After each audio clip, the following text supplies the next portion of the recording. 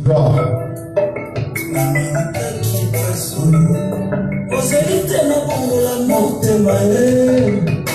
Pendant l'œuvre de la croix, l'œuvre de la croix c'est un mystère. L'œuvre de la croix c'est un mystère.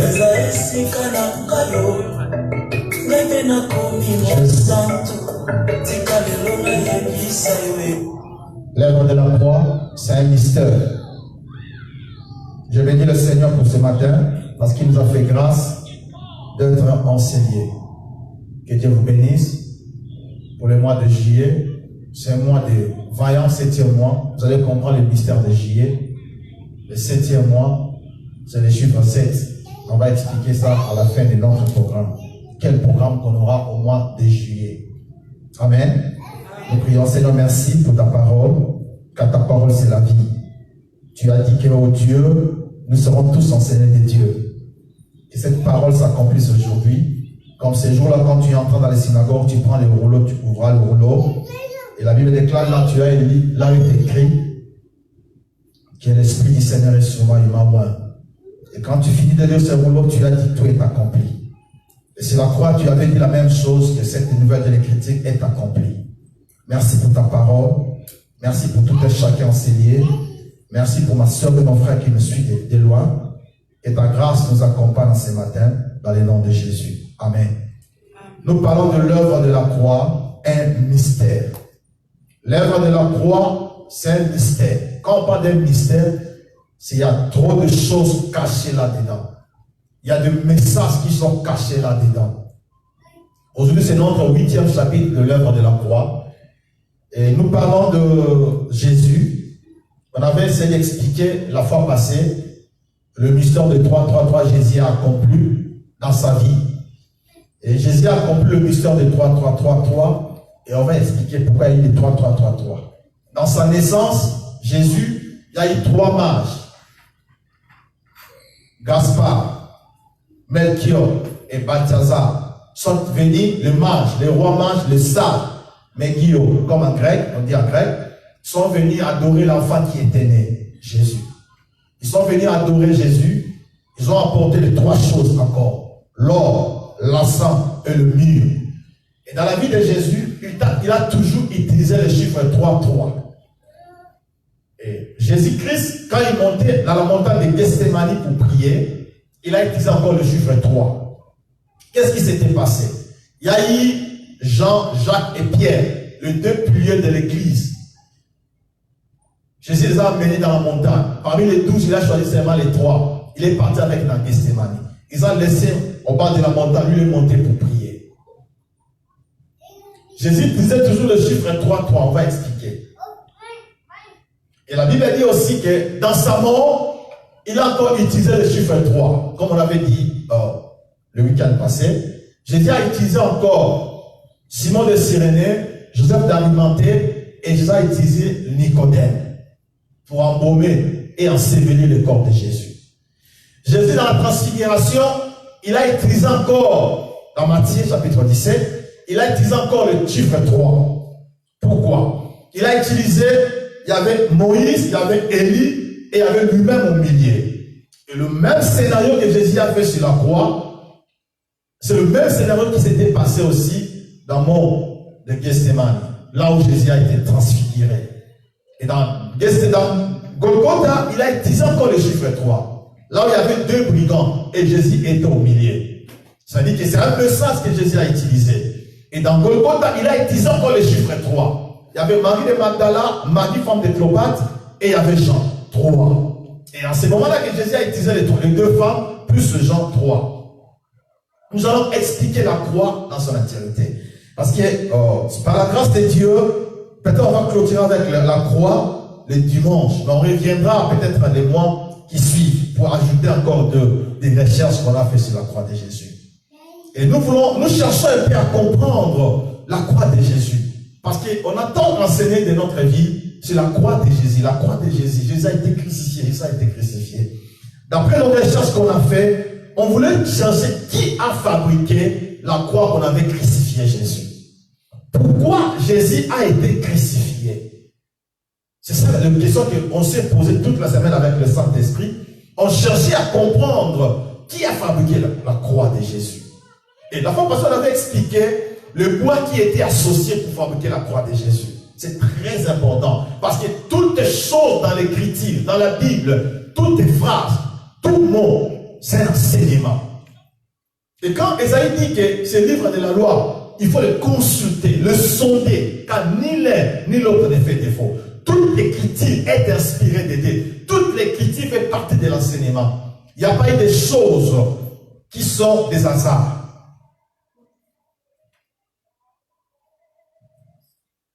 Donc il n'y a pas des choses qui sont des hasards dans la Bible. C'est-à-dire que tout ce que Dieu a fait bon. Alors, qui a fabriqué la croix de Jésus? Jésus est un menuisier champatier. Et la Bible dit que Jésus est un connaisseur de bois. Et un connaisseur de bois ne pouvait pas être crucifié avec n'importe quel bois comme ça. Qui a fabriqué la croix de Jésus? D'après les recherches qu'on a fait, on a compris que qui ont fabriqué la croix de Jésus, c'était les soldats romains qui ont fabriqué la croix de Jésus. Ce n'était pas n'importe quel menuisier, n'importe quel champatier. C'était les soldats romains qui étaient rémunérés, payés par la couronne royale. Ce sont eux qui ont fabriqué la croix de Jésus. Pourquoi Jésus a été crucifié? D'après l'aspect physique de la crucifixion de Jésus, la crucifixion venait d'où? Pourquoi on a crucifié Jésus? Jésus a été crucifié d'après les deux condamnations. La première condamnation, c'était la condamnation romaine. Et tout homme qui était crucifié était considéré. Pour les Romains, qui dominaient alors la Judée, la supplice de la croix est une peine infamante. La pire qui soit, celle qu'on inflige aux esclaves qui se sont révoltés et qui se sont élités, nommés le brigand. En grec, lestes. C'est-à-dire que la crucifixion se faisait seulement pour les brigands. Donc, c'est ça la dernière condamnation qu'on faisait pour les Romains. Lorsque tu te révoltes, un esclave se révolte contre son maître, la punition qu'on va lui donner, c'était de les crucifier. Ça, c'est les Romains. C'est-à-dire que la crucifixion, ils ont pris Jésus, ils les ont mélangés avec des brigands. Donc, on lui a condamné comme un brigand. C'est que les gens ne savent pas. Quand un chrétien mène une vie de péché, la Bible dit ceci, tu fais encore retourner Jésus, donc tu acquises Jésus comme un brigand. Quand on vit une vie de péché, on crucifie encore Jésus. Pourquoi? Parce que chez les Romains, ils ont employé cette condamnation parce qu'il était révolté. Et c'est pour cela que Pilate a écrit, dans l'écriture qu'il a mis dessus, il a dit Jésus, roi des Juifs. Et quand il disait déjà que tu es le roi des Juifs, cela voulait dire quoi? Que tu t'es révolté contre le roi César, l'empereur César. Donc le roman ont condamné, pourquoi? Parce qu'ils n'ont pas dit la peine de condamnation de Jésus. Ils ont seulement écrit le roi des Juifs. Mais quand on posait à Pilate cette question, pourquoi? Les Juifs disent, pourquoi tu as dit le roi des Juifs? Il a dit, c'est que j'ai écrit, je l'ai déjà écrit. C'est que Dieu a écrit dans ta vie, Dieu l'a déjà écrit. Personne ne peut l'effacer. C'est là, c'est le signe aussi de la croix. C'est que Dieu dit de ta vie, c'est que Dieu a écrit dans ta vie, depuis la prédestination, Dieu l'a déjà écrit. Personne ne peut l'effacer. C'est que les chrétiens ont oublié aujourd'hui. Donc, nous sommes des écritures de Dieu, gravées sur la croix de Jésus. Donc, aucun homme, aucun sorcier peut changer le critique que Dieu a écrit dans ma vie, cloué sur la croix. Aucun homme ne peut le changer. Et si les chrétiens comprennent bien l'œuvre de la croix, nous allons continuer à adorer Jésus parce que Jésus a écrit des merveilles. Dans Jérémie chapitre 29, verset 11, la Bible déclare ceci, il a élaboré un projet de paix et non de malheur. Donc, un chrétien, c'est quelqu'un qui participe dans un projet de paix et non un projet de malheur. Très important. Et il y a des choses qu'on va expliquer aussi aujourd'hui. On va expliquer le mystère. Parce qu'on parle du mystère des 3, on va expliquer le 3 clous qu'on a crucifié Jésus. Pourquoi ils ont utilisé les 3 clous? 1, 2, 3 au pied. Ils ont utilisé les 3 clous pour crucifier Jésus. Et les 3 clous aussi, c'était aussi un enseignement Parce que tout ce qui s'est fait dans la crucifixion de Jésus, c'était un enseignement que les gens n'ont pas pu. On n'a pas pu enseigner des années. Peut-être on a enseigné, mais pas dans la connaissance approfondie de l'Écriture. Tout était significatif. Et d'où est venu cet enseignement de la croix? On l'avait expliqué dans les tabernacles. L'autel de rein qui servait à quoi? Au jugement. Les reins qui veulent dire jugement. Jésus a été jugé. Il y a un couronne de reins qu'on a mis sur la tête de Jésus. Le jugement. Parce qu'il s'est dit qu'il est le roi. On a mis des couronnes. Mais les deux brigands n'avaient pas de jugement. Ils étaient seulement crucifiés. Parce que le mobile de leur faute était connu. Mais Jésus, ils ont dit, quel motif qu'il a fait? Roi des Juifs. Est-ce qu'on peut condamner quelqu'un qui s'est dit qu'il est le fils de Dieu, roi des Juifs? Je ne pense pas. Mais pourquoi? Parce que l'œuvre de la rédemption devait s'accomplir. Pourquoi les Romains crucifiaient le brigand? Pourquoi? Parce que d'où vient la croix? La croix vient de numération romaine. Dans l'écriture romaine, on écrivait les 10 comme la croix. Et quand celui qui a étudié l'écriture romaine, vous allez voir, la croix, c'est 10 en romain. La croix, 10 en romain. Pourquoi 10? Pourquoi Jésus devait passer par 10? Parce que c'est la loi qui a condamné Jésus. Amen. Nous sommes condamnés par rapport à la loi, c'est ce que Paul dit. 10 c'est quoi? C'est les 10 commandements que Dieu a donné à Moïse dans Exode 20. Les 10 commandements. Les 10. Et Jésus, quand il est venu sur la terre, il les a divisés en deux. Il a dit, premier commandement, tu aimeras l'Éternel ton Dieu de tout ton cœur, de toutes tes pensées, de toute ton âme. Ça, c'est les 10 commandements. Jésus a dit résumé en deux. Et le second qui lui est semblable, a dit Jésus, il dit, tu aimeras ton prochain comme toi-même. Je voulais expliquer le chiffre 10 de la croix. Le chiffre 10 signifie quoi? Les 10 commandements. Et la croix signifie quoi? La réconciliation. Premièrement, les 10 commandements que Jésus a divisés en deux, tu aimeras l'Éternel ton Dieu. Jésus nous a réconciliés avec Dieu. L'auteur de la croix, c'était quoi? C'était 13 feet de longueur. 13 feet de longueur. Jésus nous a réconciliés avec Dieu. Et le second qui est semblable du commandement, il dit, tu aimeras ton prochain comme toi-même. La réconciliation entre nous, les hommes et les hommes. Et c'est pour ça qu'il dit, cherchez la paix avec tous, sans laquelle personne ne verra la sanctification de Dieu. Les Romains ont condamné dans chiffre 10 la crucifixion. C'est-à-dire que la loi qui condamnait Jésus. Mais Jésus utilisait le chiffre 3. Qui était quoi? Le 3 clous de la crucifixion de Jésus. Amen. Qu'est-ce que la croix d'après la prophétie? La croix c'est quoi? C'est la nouvelle arbre de vie qui donne la vie. Et lorsque Adam et Ève ont péché à Éden, Dieu avait planté des arbres dans le jardin d'Éden. Il y avait un arbre qui était planté au milieu du jardin. Cet arbre-là, on l'appelait l'arbre de vie. Et il y avait l'autre arbre qu'on appelait l'arbre de connaissance du bien et du mal. Mais la Bible déclare l'arbre de vie avait la capacité de donner la vie éternelle à quiconque touchait cet arbre-là. Il avait la vie éternelle.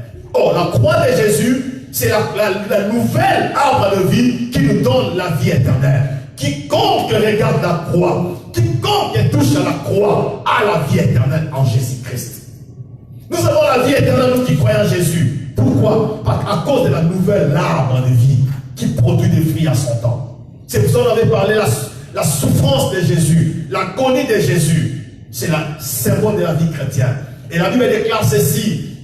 Ceux qui veulent vivre pieusement, c'est-à-dire quoi? Attachés à Jésus, seront persécutés. Nous passons la croix, nous vivons la croix chaque jour de notre vie. Et la croix, le bois qui était associé, là où le Christ, le Messie, a été crucifié, cela signifie quoi? Et le bois signifie quoi? L'humanité.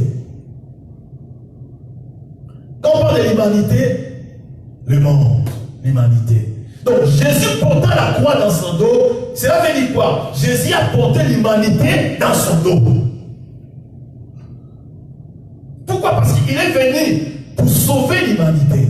Donc Jésus n'était pas venu pour sauver son propre intérêt. Jésus a porté l'humanité dans son dos. Parce que le bois synonyme de l'humanité. Jésus portant la croix, c'est Jésus portant l'humanité dans son dos. C'est pour ça que la Bible dit que sans Jésus, tu ne peux rien faire. Toi qui me suis. Sans Jésus, tu ne peux rien faire. Parce que c'est son dos, il a porté l'humanité.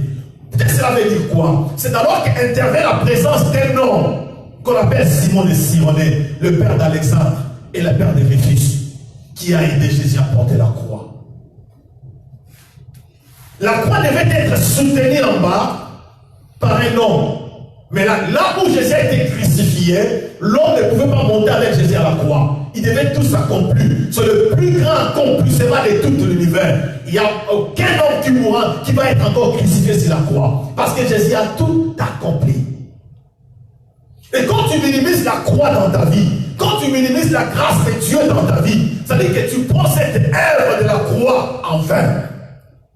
C'est pour cela que Dieu n'est pas content de ça.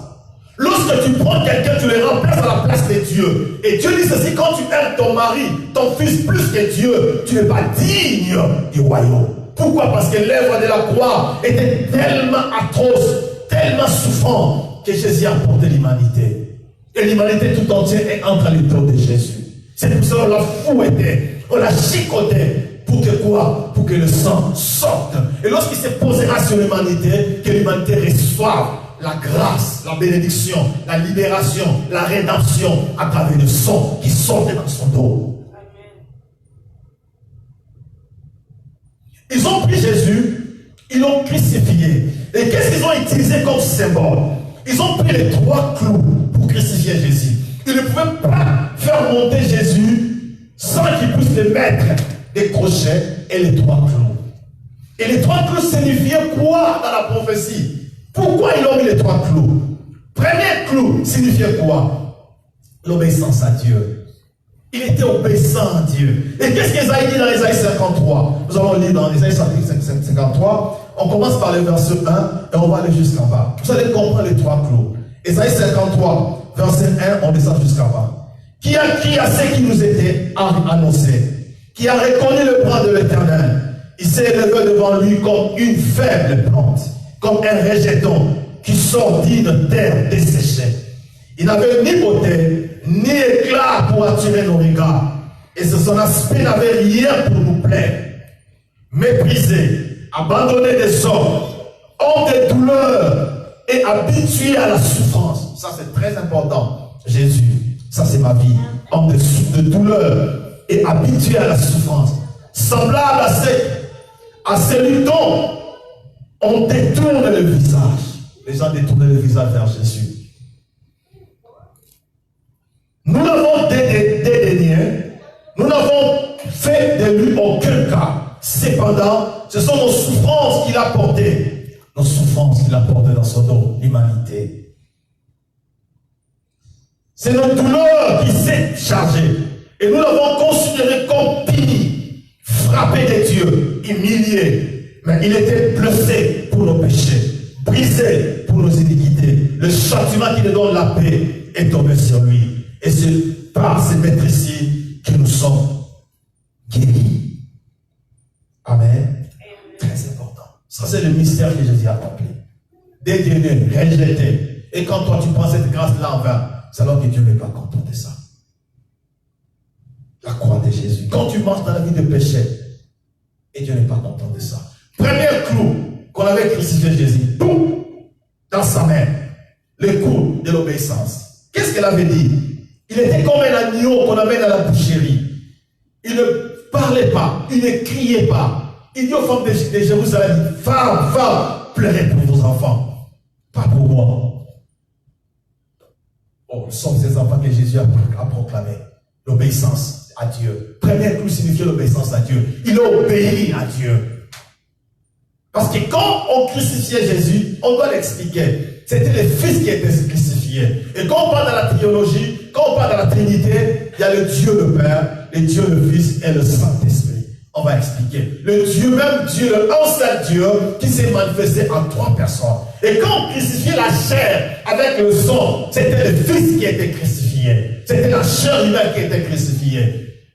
Il est obéissant. à l'Esprit, au Père. Ça, c'est la première clou, l'obéissance. Et c'est pour cela que la Bible déclare, l'apôtre Paul, Pierre dit ceci, il était l'agneau prédestiné dès avant la fondation du monde. Et Jean, dans le chapitre 1, verset 1, 9, dit, voici l'agneau de Dieu qui ôte les péchés du monde. Premier clou qu'on avait mis sur ses mains. Boum! Clou de l'obéissance à Dieu. Un chrétien doit cibler ses clous de l'obéissance à Dieu. Il faut obéir à Dieu qu'aux hommes. Quand l'obéissance vaut mieux que le sacrifice. Quand tu n'obéis pas à Dieu, tu obéis aux hommes, tu iras en enfer. Premier clou qu'on nous crucifie chaque fois. Si tu obéis à Dieu, tu seras combattu. Ta vie ne sera pas facile. Il a été crucifié. Premier clou, l'obéissance à Dieu. Il était l'agneau qui a été prédestiné dès avant. Il était prédestiné à être crucifié. Jésus. Et le deuxième clou, c'était quoi? Le clou de son amour pour nous. Et Dieu, dans Jean chapitre 3, verset 16, Dieu a tant aimé le monde qu'il a donné son Fils unique, afin que quiconque croit à lui ne périsse point, mais qui ait la vie éternelle. Nous avons la vie éternelle. Pourquoi? Parce que nous obéissons à la croix de Jésus. Ça, c'est le deuxième clou qu'on avait crucifié Jésus. Peut être significatif. Le troisième clou dans le pied, c'était le clou de nos péchés. Le premier sang qui a rejoint l'arche de l'alliance en bas de la croix, c'était le clou de nos pieds. Pourquoi les pieds? Parce que les pieds signifient l'évangile de paix. C'est à partir de la loi qu'on a connu le péché. La loi nous condamne à cause de ce que par rapport à ça, le pied, l'évangile qui annonce la paix. Et c'est le dernier site dans les statues de Nebuchadnezzar, l'argile est mélangée avec le fer. C'est le dernier step, oui, ce qui reste pour l'accomplissement de la prophétie de Daniel. Le pied, troisième clou, le péché. Pour beaucoup de gens, la crucifixion de Jésus, c'est une vieille histoire et 2000 ans. Mais si tu lis bien le registre après la crucifixion de Jésus, on a appelé Jésus le charpentier de Nazareth. Pourquoi on a appelé Jésus le charpentier de Nazareth? Parce que Jésus, par la volonté de Dieu, a été pour nous la sagesse, la justice et la sanctification et la rédemption. Pour moi, pour toi, pour nous, Jésus est la sagesse, la justice, la sanctification et la rédemption. Alléluia. C'est très, très important. Dans la crucifixion de Jésus, il y a eu des choses qui sont passées qu'on doit énumérer. La fois passée, on avait essayé de parler sur les 3 personnes. On avait parlé de Joseph d'Arimathée, on avait parlé de Nicodème, on avait parlé de Simon de Cyrénée. Et aujourd'hui, on va un peu entrer en profondeur de ces gens-là pour terminer. Nous voulons parler de quelque chose. Ces gens-là, pourquoi Dieu les a utilisés? Et quand vous lisez dans Jean, chapitre 19, verset 38 à 39, vous allez voir qu'ils ont accompli les coutumes, la coutume juive pour ensevelir le corps de Jésus. Pourquoi on parle des coutumes juives devaient être appliquées dans le corps de Jésus? Oh Dieu! Pourquoi on doit appliquer la coutume juive? D'après l'Écriture, Jésus c'est un descendant de Juda. C'était un juif. Amen. Et quand on veut enterrer Jésus, ils doivent appliquer la coutume qui était à l'époque. C'était la coutume juive. Ils ont apporté le myrrhe que les mages ont apporté. Ils ont embaumé l'aloès, sont les parfums pour embaumer le corps de Jésus. Le linge, fin lin, qui signifie la pureté, ils ont entouré, encerclé le corps de Jésus. Ils ont utilisé le principe, laver le corps de Jésus. Pourquoi seulement les Juifs qui devaient faire ça? Et pourtant les Juifs l'ont rejeté. Ça c'est aussi la prophétie.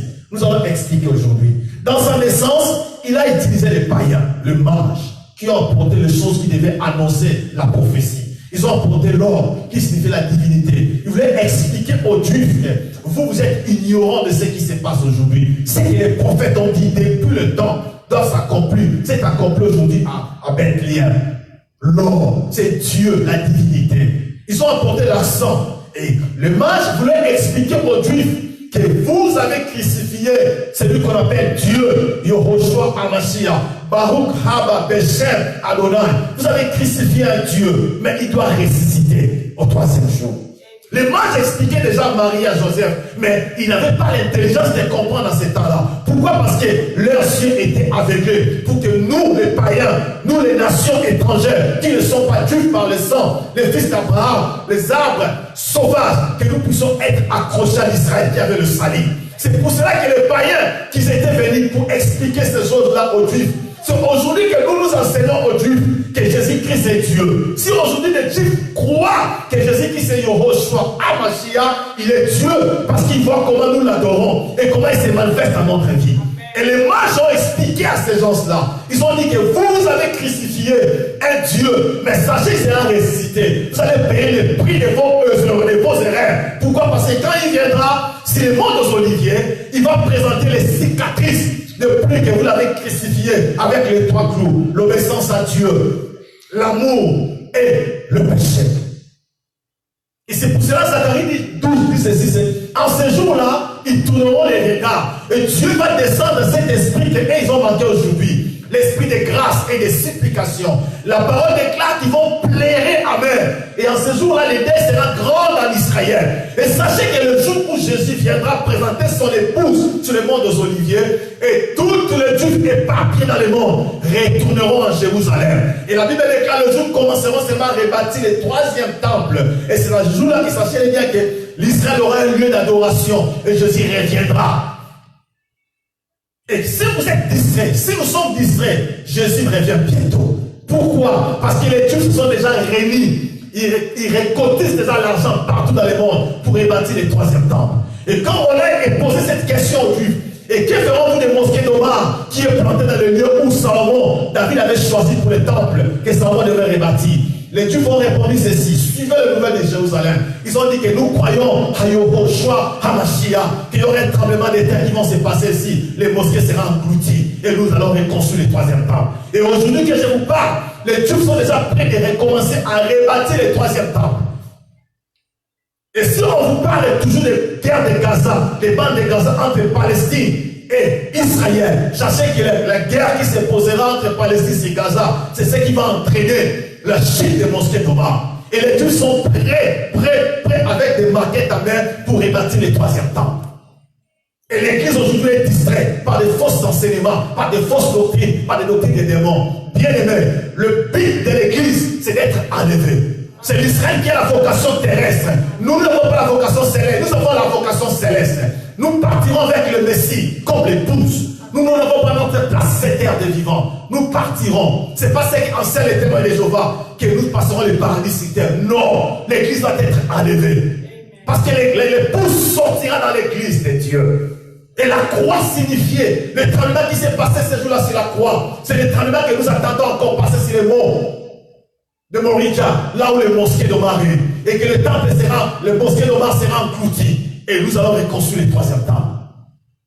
Les Juifs sont prêts. La prophétie prend sa place pour s'accomplir. Mais les gens sont distraits dans le monde. Et tout ce qui a dit les prophètes, et Jésus a tout accompli. Et ce qui était arrivé ce jour-là, lorsqu'il rendait l'âme, Jésus, la Bible déclare il est ténèbres pendant la nuit. C'était au 9e heure. C'est l'heure où on a crucifié Jésus. C'est le même ce qui s'est passé ce jour-là. Pourquoi le soleil ne pouvait pas briller à ce temps-là quand Jésus était sur la croix? Parce que la nullité d'un roi ne pouvait pas être vue par un païen. Pourquoi il y a eu 3 hommes qui ont, les Juifs qui ont enterré Jésus, ont enseveli Jésus? Parce que la nullité d'un roi ne peut être vue que par les hommes qui sont dans la maison royale. Un païen ne peut pas voir la nullité de Jésus pour ensevelir Jésus. C'était seulement les Juifs. Pourquoi? Parce que les Juifs connaissaient la loi, les Juifs connaissaient la doctrine, la coutume juive.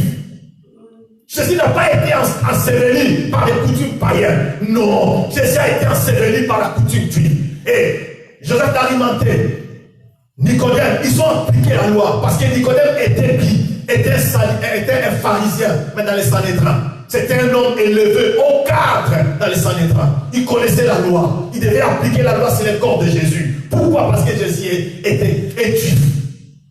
Et la Bible déclare dans Romains chapitre 11, Dieu dit ceci. Dieu n'a pas rejeté l'Israël. Dieu ne rejettera jamais l'Israël. Et la Bible déclare le nombre d'Israël qui s'est converti aujourd'hui. Du jour en jour, il y a les juifs chrétiens, les juifs messianiques. Bien aimés, ne soyez pas distraits, parce que l'enlèvement sera avec la minorité, pas premier enlèvement, la minorité. Mais sachez qu'il y a une grande partie des juifs aujourd'hui qui font partie de la minorité de l'épouse. Quand toi tu es distrait par des faux enseignements, par des fausses doctrines, à marcher, à chercher les choses de ce monde, sachez bien que les juifs aujourd'hui se convertissent dans les messianiques. Ils croient à Jésus. Le salut est venu pour les juifs, non pour nous. Nous sommes seulement gravés. On ne peut pas rester dans la distraction des choses de ce monde ici. Parce que lui-même nous avait annoncé le retour à Mashiach. Il a dit chercher vraiment le royaume de ciel et sa justice. Mais qu'est-ce qui se passe dans les églises aujourd'hui? Ce sont des futilités, des distractions. On vous parle des mariages, on vous parle des faux doctrines, on vous parle des combats spirituels, des choses qui n'ont rien dans le royaume de ciel. L'épouse doit partir. Et quand vous prenez la Révélation chapitre 12, dans Apocalypse 12, la Bible déclare l'enfant devait accoucher un enfant. Et les dragons étaient là pour dévorer l'enfant. Qui sont les dragons? C'est le faux message que nous donne le serpent ancien qui est venu séduire Ève en Éden. La croix signifiait beaucoup de choses. Bien aimé, quand on regarde la croix, on comprend que Jésus revient bientôt. Et que tout était accompli. Et la Bible déclare ce jour-là, quand on l'apporta, il sort avec le vinaigre. Il goûta, il dit, tout est accompli. Il remit l'esprit. Et c'était quand? C'était pendant la préparation des fêtes du Pâques, le sabbat. Pourquoi le sabbat? C'est le jour du repos. Dieu va faire la fin de ce monde ici. Le monde passera, mais la parole restera éternellement. On avait expliqué le temps qui nous reste, c'est pas le 1000 ans, qui reste seulement pour l'église, pour être enlevé. Bien aimé, si tu es distrait aujourd'hui par des fausses doctrines, par des faux enseignements, par des choses séductrices de ce monde, tu n'auras pas part dans le royaume des cieux. Dieu nous demande d'obéissance à sa parole. Saül a été rejeté à cause de l'erreur, demande d'obéissance. C'est la clou que Jésus a été crucifié. Pourquoi les deux brigands ont accompagné Jésus sur la croix? Et dans la transfiguration, on avait vu ceci. Il y avait une Moïse, il y avait Élie qui était à Paris. L'un à gauche, l'autre à droite. C'était la loi et la prophétie. La parole parlée et la parole écrite. Qu'est-ce que Élie? Élie était l'enlèvement. L'église qui doit être enlevée, la prophétie, l'enlèvement. Qui était Moïse? La loi et la mort. Quand tu t'accroches à la loi et la mort, tu ne seras jamais enlevé. Moïse n'était pas enlevé parce que Moïse avait des apparts écrits dans les livres de vie. Mais Dieu l'a enterré pour l'honorer. Mais qui est Élie? C'est la prophétie qui va amener dans l'élévation. Cherchez la prophétie qui amène à l'enlèvement, pas la prophétie qui t'amène à la mort. Les enseignements des hommes sont des enseignements mensongers, par les doctrines tromperies. La Bible déclare que le cheval est préparé pour la bataille, mais la délivrance appartient à l'Éternel. Toi, tu ne peux pas mener des combats spirituels. Ça n'existe pas dans la vie. Le cheval est préparé pour la bataille, mais la délivrance appartient à l'Éternel. C'est Dieu qui délivre, c'est pas un homme. Amen. Et Jésus dit que vous connaîtrez la vérité, et la vérité vous affranchira. Mais Jésus parlait 2 fois. Vous connaîtrez en vérité, je vous l'ai dit. Jésus insistait, parce que c'est lui qui est la vérité. La croix signifie quoi? Notre victoire, notre résurrection, notre assurance. Bien aimé, mon souci, un jour, si Dieu te dit aujourd'hui que je ne vous ai jamais connu. Il a bien déclaré, ils feront des miracles à mon nom, ils chasseront les démons, ils feront des signes, mais Dieu te dit que je ne vous ai jamais connu. Que servira-t-il à un homme de gagner tout le monde si tu perds ton âme? Jésus crucifié à la croix, le sang d'un Dieu a amené la croix. La croix qui était quelque chose de moins coûté, moins cher, a eu ses valeurs ces jours-là. Et qui a découvert la croix de Jésus après des années. Vers le 6e siècle, ils ont découvert la croix de Jésus. C'était l'empereur Hélène qui a découvert, la fille de Constantin Ier, qui a été allée découvrir la croix de Jésus. Ils ont pris ses amenés ça en Rome. Oh bien-aimé, la croix qui n'avait pas de valeur, l'humanité qui n'a pas de valeur. Lorsque l'humanité se connecte avec Jésus, a une valeur. Quand ta vie n'a pas de valeur, quand tu t'accroches à Jésus, ta vie prendra la valeur. Amen. Même si les hommes te rejettent aujourd'hui, moi, la chair que je porte, c'est l'humanité. Mais quand je m'accroche à Jésus, et je suis Christ avec Christ, si je vis, ce n'est pas moi qui vis, mais c'est Christ qui vit à moi. Qui veut dire Christ? C'est Dieu à moi. Le monde ne peut rien porter dans ma vie. Le monde ne peut rien changer dans ma vie. Le monde, tout ce que les hommes disent de moi, je m'en fous. Mais ce que Dieu dit de moi, c'est ce qui m'importe, c'est peu. Les hommes te diront t'es bien aujourd'hui, mais demain ils changeront de langage. Les hommes t'acclameront aujourd'hui. Les gens que Jésus a nourris, le 5 000 de pain et de poissons. Mais ces jours-là, ils ont régné Jésus. Dénié, rejeté, acclamé, tourné leur visage. Ils ont dit qu'il soit crucifié. Bien-aimés, ne cherchons pas à plaire au monde. Cherchons plus à plaire à Dieu. Bien-aimés, je peux faire des choses en secret, mais Dieu me voit. Et si Jésus revient aujourd'hui, qu'est-ce qui peut se passer dans ma vie? Je peux dire des choses, des bonnes choses pour toi aujourd'hui. Mais si je te demande de toi en secret, qu'est-ce que j'ai là? Je peux rater le royaume de Dieu comme Saoul à cause de l'erreur que j'ai fait. Judas fait l'erreur qu'il a perdu la place des 12 dans les royaumes de ciel. Et si le Dieu avait bien compris, comme il a lui déclare qu'il saisit que c'est lui qui est le Dieu véritable, n'allez pas les crucifier. Mais quand ils ont compris aujourd'hui, c'est le véritable. Si aujourd'hui Israël est puissant et fort, c'est à cause de Jésus. S'il y a plus d'argent de tourisme, c'est parce que les gens veulent voir le tombe qu'on avait enseveli Jésus. Pourquoi ils ont clôturé la tombe de Jésus? Parce qu'ils savaient que c'est de là qu'est sorti un Messie. Un seul homme qui est résisté après 3 jours. Il a toujours utilisé le chiffre 3. Pourquoi 3? Dans la généalogie des fils de Jacob, il y a le 3e fils qu'on appelait qui? Lévi, le sacerdoce. En lui habitait aussi les Lévi, l'esprit de Lévi. En lui était aussi le sacerdoce de Juda, la royauté. C'est pour cela qu'il a fait de nous un royaume de sacrificateurs, une nation sainte, un peuple acquis, un peuple à lui. Je suis fier de servir Dieu. Même si aujourd'hui je n'ai rien, je suis fier de participer à la crucifixion de Jésus. On peut m'insulter aujourd'hui, on peut m'injurier aujourd'hui, on peut dire de mal de moi aujourd'hui, on peut me qualifier de toutes sortes de mots. Je m'en fous. Mais je suis fier de participer à la croix de Jésus. Et la Bible, quand on crucifiait Jésus, les critiques qui étaient mis dessus, c'était quoi? Les rois des Juifs. Et ils nous ont posé la question, Pilate, pourquoi tu l'appelles le roi des Juifs? C'est pas ainsi dit, c'est que j'ai écrit, je l'ai déjà écrit. C'est que Dieu a écrit dans ma vie, dans ta vie, Dieu a déjà l'écrit. Personne ne peut changer l'écriture dans ta vie. Ni ton mari, ni ton fils, ni ton entourage. Bien aimé, je préfère bien rester seul avec Jésus dans mon coin que rester avec 1000 personnes qui nuisent dans ma vie. La croix de Jésus, c'est la victoire dans ma vie. La croix de Jésus, c'est l'assurance. La croix de Jésus, c'est la solution. La croix de Jésus, c'est la vie. La croix de Jésus, c'est tout pour moi. Même si on me taxe de toutes sortes de maladies dans mon corps, je vais rappeler à Jésus que sur la croix, par tes maîtrises, je suis guéri. Je suis guéri par ton sang. Le sang de Jésus, c'est qui dans mes veines? Ce n'est pas le sang des Congolais. Ce n'est pas le sang de qui que ce soit. C'est le sang de Jésus qui circule dans mes veines. Parce qu'il m'a racheté par son sang. Ma famille ne peut rien faire pour moi. Ils n'ont rien fait pour moi. Mon père n'a rien fait pour moi. Ma mère n'a rien fait pour moi. Si Dieu n'a pas voulu que ce jour-là que je sois né, je pourrais être mort. Si je suis né, je suis vivant, c'est que je suis aujourd'hui. C'est Dieu qui l'a voulu. Ils te feront la guerre, ils te vaincront pas quand tu es accroché à Jésus. Et quand tu es accroché à Jésus, ils te combattront. Ils chercheront ta perte. Ils vont chercher ta famille. Ils ne te vaincront pas. Parce que Christ en toi, c'est l'espérance de la gloire. Avec nous, nous ferons des exploits. Et c'est pour cela que tu as vu un homme riche venir ensevelir le corps de Jésus. Avec des choses de sang. Sang qui signifie quoi? Très important. Avec le chiffre 100. Il a apporté le chiffre 100 pour ensevelir le corps de Jésus. Bien aimé, quand Dieu met le chiffre 100 dans ta vie, sache-le que tu attends la sauvité d'un siècle.